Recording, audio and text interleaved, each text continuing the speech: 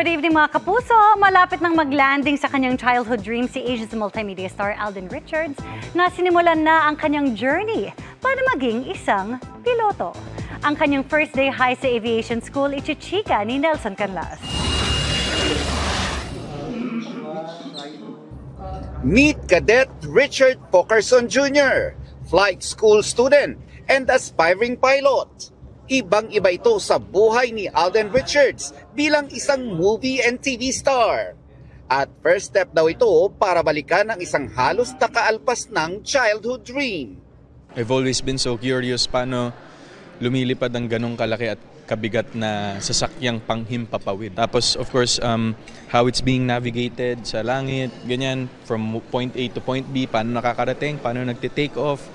Dito sa flight school induction ceremony ni Alden, ikinuwento ng Asia's multimedia star na after 15 years ng kanyang pag-aartista ay mga personal naman niyang ambisyon ang gusto niyang tuparin. Pero ang pagiging piloto pala ay hindi lang basta ambisyon para kay Alden. Since nagkaroon ako ng isip sa mundo, parang meron akong core objective to fulfill my parents' dreams na hindi nila natupad in their lifetime.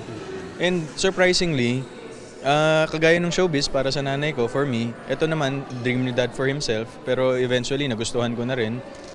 Kanina, sinamahan ng GMA Integrated News si Alden sa kanyang full day at school sa Pampanga. Mula classroom hanggang hangar at runway.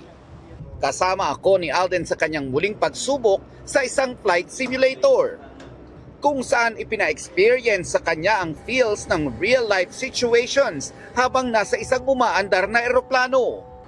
Tulad ng turbulence, mula take-off, mid-flight, hanggang landing.